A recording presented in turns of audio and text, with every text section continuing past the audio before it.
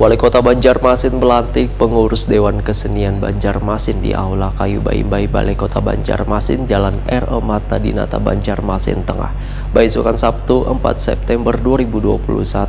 Pelantikan ini cukup unik wan menarik lantaran bubuan pengurus sebelum dilantik memainkan mamanda sesuai dengan perannya masing-masing. Pemirsa, berikut kabar yang selengkapnya. Wali Kota Banjarmasin Ibnu Sina melantik pengurus Dewan Kesenian Banjarmasin di Aula Kayu Baimbai Balai Kota Banjarmasin, Jalan R.E. Marta Dinata Banjarmasin Tengah, besokan Sabtu 4 September 2021.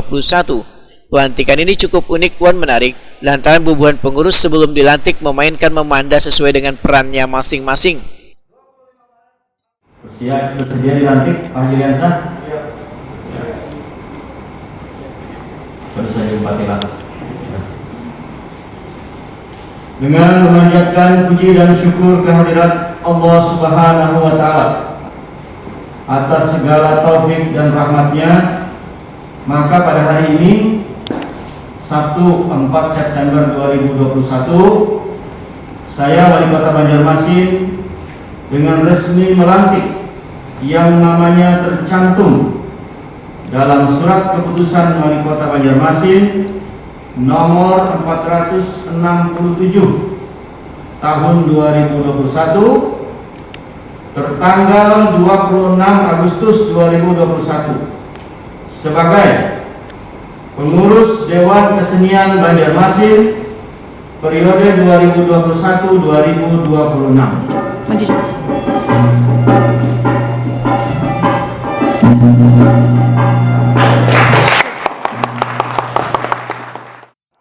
Hiburan menarik juga disuguhkan dalam pelantikan ini, yaitu Madihin bersama Jaki Wan Perdi. Bahkan Wali Kota Banjarmasin Ibnu Sina juga membacakan puisi karyanya yang berbahasa Banjar.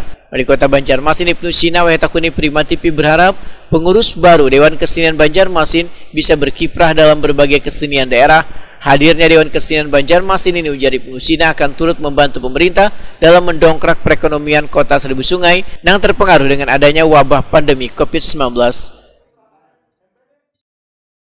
Pertama, selamat sukses dulu untuk Pak Haji Yansam dengan seluruh teman-teman dari pengurus Dewan Kesenian Banjarmasin atau DKBJM.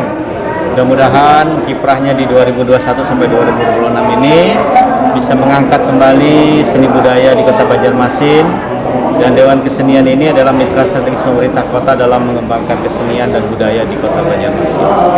Apalagi kalau kita nanti pulih perekonomian, kemudian wisata kita hidup kembali, mudah-mudahan seni budaya, ekonomi kreatif ini bisa tumbuh berkembang dan menjadi salah satu penggerak roda ekonomi Kota Banjarmasin.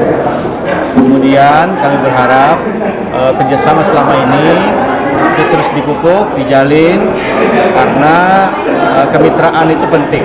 Karena pemerintah kota tidak bisa sendiri dalam membangun kota.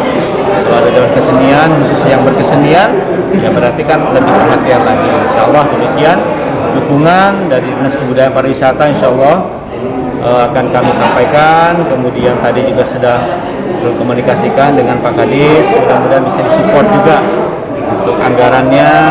Kalau misalnya sekarang nggak sempat di perubahan, maka nanti di Murni 2022 bisa disupport hibah atau bantuan untuk kesenian.